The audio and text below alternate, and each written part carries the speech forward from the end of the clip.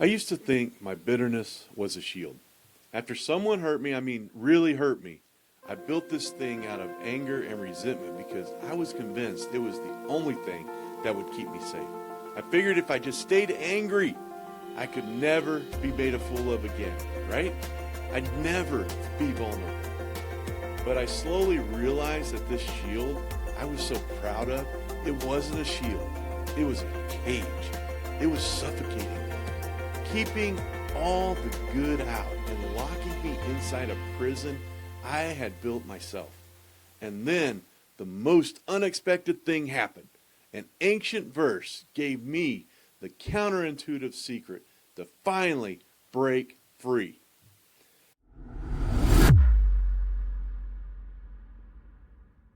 Hey, and before you scroll, especially during this Thanksgiving weekend, I need you to hear this. The moment that changed everything for me, the moment that unlocked the cage, doesn't happen at the beginning of the story. It happens at the end. And if you've got family wounds, holiday tension, or bitterness sitting at the table with you this year, you're going to want to hear this. The part most people never stay long enough to catch. So watch all the way through. Your freedom might be waiting in the last few minutes. That first hurt, the one that kicks it all off, for you, maybe it's a friend's betrayal, a partner cheating, or a huge injustice at work. For me, it was someone I trusted completely breaking a core promise. The shock felt like a physical gut punch. And afterward, I just felt exposed, naive, and weak. So I started building. The first brick, it was anger. It was hot, it was clean, and man, it felt powerful. I replayed what happened over and over, each time proving to myself why I was right. It was like I was a blacksmith holding the memory of that hurt in the fire, then hammering it out on an anvil of resentment, folding it over and over until it was hard and sharp. This person was wrong. What they did was unforgivable, and my anger was justified. It felt like a suit of armor. With every memory, I'd polish it until it gleamed. I told myself this armor, this shield of bitterness, was a sign of strength. It was me refusing to be a victim ever again. I told myself holding this grudge was a way of holding them accountable. At least in the courtroom I'd set up in my own mind, I was the judge, I was the jury, and the prosecutor who never rested. I thought this constant vigilance would protect me. It was like being a soldier on watch, scanning the darkness for an enemy that had already gone home. The bitterness wasn't a flaw, it was a feature. It was my security system, always on, always scanning for threats. I mistook the constant tension in my shoulders for readiness, for strength. But I was preparing for a battle that was already over. And the only person left on the battlefield, it was me. For years, I carried that shield. But slowly, I started to notice something was wrong. That shield, it was heavy. It was like I had volunteered to carry a massive boulder everywhere I went, thinking it would stop a pebble from hitting me. I'd walk into a room full of friends and feel suspicious instead of a connection. A kind word from a stranger felt like a trap. Joy felt distant, like something for other people, for the naive who hadn't learned how the world really works. The moment of truth wasn't some big explosion. It was a quiet, horrifying realization. I was at a friend's house. People were laughing, sharing stories, and I was just standing off in the corner watching. I wasn't part of it. I was watching life happen through thick, distorted glasses. My shield wasn't just keeping threats out. It was keeping everything out. It was keeping me in. It wasn't a shield anymore. It was a cage. And that's when I realized the cage had already been built long before that visit to that person's house. I spent years living in a prison I had built myself. There was no bars, no guards, Just memories replaying over and over until the walls in my mind got higher and thicker and darker. Every betrayal, every conversation I wish I could redo. Every moment someone used my loyalty as leverage, another brick. I didn't realize it at the time. I was the prisoner and the warden. The bars were made of my own negative thoughts, and the constant replay of past hurts was a loop I couldn't escape. And it turns out there's a real psychological reason for this feeling. Being in a state of constant anger and resentment keeps your body flooded with stress hormones like cortisol and adrenaline. It's like flooring the gas pedal of a car while it's in park. The engine is screaming, you're burning through fuel, and the whole vehicle is shaking, but you aren't going anywhere. That's what I was doing to my body. My so-called readiness was just chronic stress eating me alive. I was tired all the time. My sleep was destroyed. My relationships suffered because bitterness makes you cynical. Friends felt like threats. Strangers felt like traps. God felt far away. I started searching everywhere for a way out in self-help books, psychology, podcasts, but the real breakthrough came from a verse I'd heard before, but never actually heard. Get rid of all bitterness, rage, and anger, forgiving each other just as God in Christ forgave you. That's in Ephesians 4:31 and 32. And then God layered it with another hammer blow. If you forgive others, your Father will forgive you. But if you do not forgive others, your Father will not forgive your sins. Whew. Matthew 6:14 and 15. Now, no matter what your spiritual beliefs are, the wisdom here is a master class in emotional freedom. I'd always seen forgiveness as weak, like letting the other person win. But this was a radical idea, and it wasn't about them, it was about me. The command to get rid of all that toxic junk wasn't for their sake, it was a blueprint for my own freedom. This verse showed me that unlocking the cage took 3 specific intentional actions.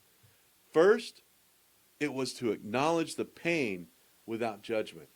For so long, I was either drowning in my pain or trying to burn it away with anger. This step is like cleaning a deep wound. You can't just slap a Band-Aid on it and hope it heals. You have to gently wash it out, seeing exactly where the damage is, even if it stings. I had to learn to just sit with the hurt and say, this happened, it was wrong, and it hurt me badly. Validating your own feelings isn't dwelling on them. It's giving yourself the compassion you were denied. You have to acknowledge the wound before you can even treat it.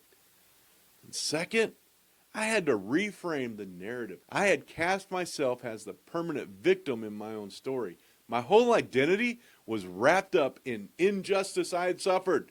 To break free, I had to see myself as the author in my life, not just a character things happen to. The past may be a chapter that's already written, but I'm the one holding the pen for every single page that comes next.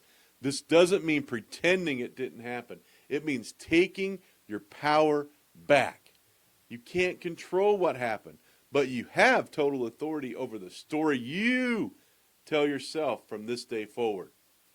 And number 3, this is the hardest step. You got to practice active forgiveness as a gift to myself. That's what I had to do. This is where everyone gets stuck. The secret is to think of bitterness as a hot coal that someone threw at you. You pick it up, and now you're holding it, thinking your anger is somehow hurting them, but they've long since walked away. You're the only one with a burnt hand. Forgiveness is not saying it was okay that you threw this at me. It is saying, I am no longer willing to be burned by what you did. It's a declaration of your independence. You're finally canceling a debt, but you're the one who's been paying all the interest with your peace of mind. By forgiving, you aren't releasing them. You're releasing yourself. These 3 steps, acknowledge, reframe, and forgive, became my daily practice. It wasn't easy, and it wasn't a one and done fix. But every time I chose to do it, I felt one of the bars in my cage start to dissolve. Realizing you have the key is one thing, having the courage to use it, that's another thing. So I finally sat down with a blank sheet of paper and I forced myself to do what I had avoided for years. I wrote the names, one by one, every person who cut me deep, every betrayal that still lived under my skin, every wound that still throbbed when the memory showed up uninvited. Seeing those names on paper felt like staring at an x-ray of my soul. No filters, no excuses, no performing, just truth. And then I prayed the most raw, unpolished prayer I've ever prayed. God, I don't want to forgive them. I can't, but I want to. Help me. It didn't sound holy. It didn't sound spiritual, but it was honest. And honesty is where healing always begins. Then came the part I dreaded. I started praying for them. Not because they apologized, not because they deserved it, not because justice was done. I prayed for them because I was drowning and bitterness was the weight pulling me under. The first prayers, they felt stiff, forced, like reciting lines in a play I'd never signed up for. But something started to shift, slowly, quietly. Each prayer loosened something tight inside me. Each prayer put another crack in the bars of the cage I didn't even realize I built. And then, without warning, without a dramatic moment, the lock finally moved. No lightning, no emotional explosion, no spiritual moment, just stillness. A quiet I hadn't felt in years. A silence for the first time in a long time. Felt like peace. Forgiveness didn't rewrite my past. It didn't erase the memories, but it stripped them of their power. They stopped pulling me backwards, stopped defining my identity, stopped owning me. The wounds finally closed. They became scars, proof that something hurt me, yes, but also proof that it healed. Joy started returning in small ways. Sleep came without a fight. My chest didn't feel like it was carrying stone anymore. Peace wasn't a theory. It was a reality. Because here's the truth. Forgiveness didn't let them off the hook. It let me out of the prison I had built. And the same freedom is waiting for you. And before we end, let me say something that might hit a little close to home during this Thanksgiving weekend. For a lot of people, this holiday isn't about turkey or pie. It's about tension. It's about empty chairs. It's about silence that used to be laughter. Some of you watching this are walking into Thanksgiving with a wound that has a last name attached to it. A brother who betrayed you. A sister who used your parents. A family member who stole, lied, manipulated, and the fallout has shattered every relationship connected to it. Maybe a parent passed away, and after the funeral the truth came out. The bank statement showed the credit cards maxed out, the RV, the car, the shopping sprees, paid for with your mom or dad's credit card, or their name.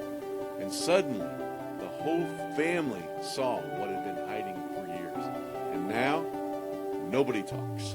Siblings don't speak. Family gatherings feel like walking through a minefield. And what used to be a holiday now feels like a reminder of everything that's broken. But here's the truth. If we don't have family, or at least reconciliation, who do we have? I'm not saying you excuse what was done. I'm not saying you pretend the debt wasn't real. I'm not saying you walk blindly back into dysfunction. But I am saying this. Thanksgiving is a season where God often whispers the same thing he whispered to me. You don't have to go into another holiday carrying this weight. You don't have to keep replaying the betrayal. You don't have to keep rehearsing the pain. You don't have to stay locked in a prison while the world sits around a table and pretends everything is fine. Forgiveness doesn't mean the relationship goes back to normal. It doesn't mean you let someone keep hurting you. It doesn't mean the debt disappears.